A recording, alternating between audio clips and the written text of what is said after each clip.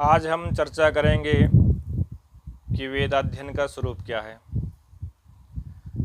अभी सामान्य प्रकरण चल रहा है, वेदाध्ययन क्रम है। वेद के अध्ययन में कुछ पारिभाषिक शब्द हैं। काशी में गुरुजी जब पढ़ाते हैं और शिष्यगण जब पढ़ते हैं तो कैसे पढ़ते हैं। एक बार गुरुजी ने सस्वर वेद मंत्र पढ़ाया तो शिष्य जो है उस पढ़े हुए मंत्र को 3 बार, 5 बार, 7 बार गुरुजी के समक्ष बोलेगा। इसको कहते हैं संस्था। ये पारिभाषिक शब्द है। तुम संस्था किए कि नहीं, अभी माने गुरुजी के पढ़ाए हुए मंत्र की आवृत्ति किए कि नहीं।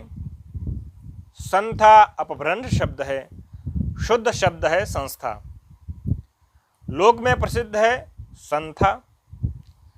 संस्था उसका शुद्ध शब्द है, मतलब संस्था का अच्छी तरह स्थापित कर लेना संस्था कहलाता है। एक तो संस्था प्रतिष्ठान को कहते हैं, शिक्षा संस्था है, गो सेवा संस्था है, और संथा कहते हैं लोक में संथा किए कि नहीं, इसलिए आवृत्ति का नाम संथा है। और कई प्रसिद्ध शब्द हैं। संथा है, गुड़नी है, गुड़नी को लोक में गुन्नी कहते हैं, और चर्चा है, पट्टा है, पट्टी है।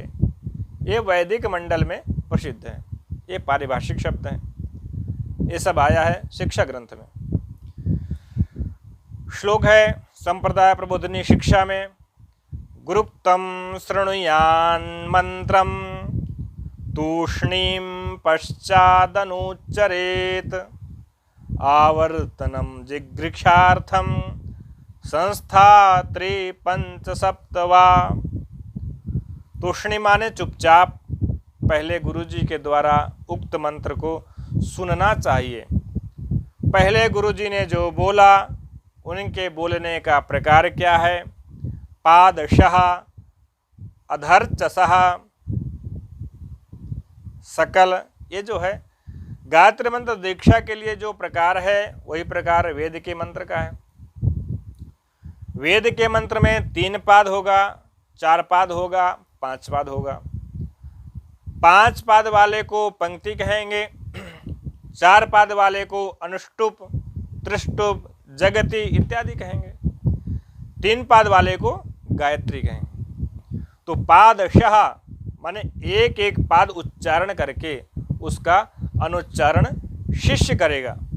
तो गुरुक्तम शृणुयान मंत्रम तूष्णीम, चुपचाप गुरुजी के द्वारा उच्चारित किए गए मंत्रों को सुनना चाहिए। पश्चात अनुच्चरेत, पश्चात माने उसके बाद, अनुच्चारेत माने जैसे गुरुजी ने उच्चारण किया है वैसे ही उच्चारण करना चाहिए। आवर्तनम जिघृक्षार्थम, जिघृक्षा कहते हैं दृढ़ता को, माने मंत्र दृढ़ हो जाए, स्थिर हो जाए, संस्थित हो जाए, इसको जिघृक्षा कहते हैं।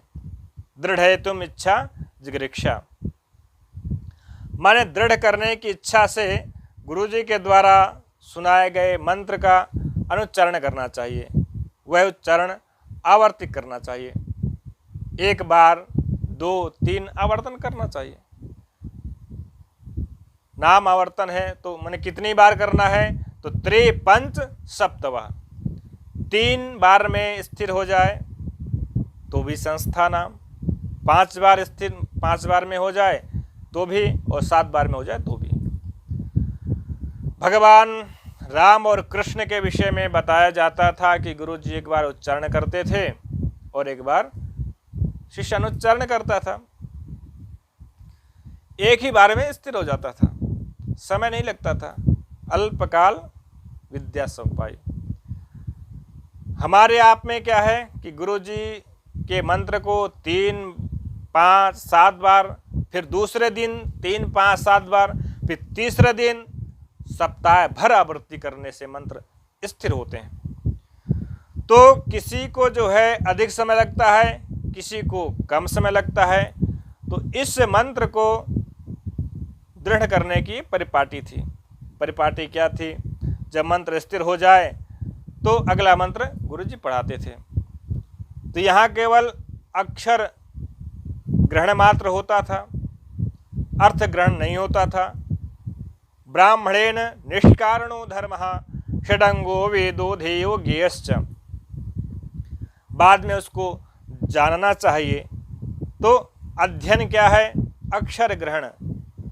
गुरु के मुख से निकले वर्णों का पहले अक्षर ग्रहण हो गया, वेद कंठ हो गया। कंठ मंत्र से ही वो वेद को धारण करने वाला वेदमय पुरुष हो जाता है। और वेद है कौन? साक्षात परमात्मा है। तो परमात्मा को अपने कंठ में धारण करने वाला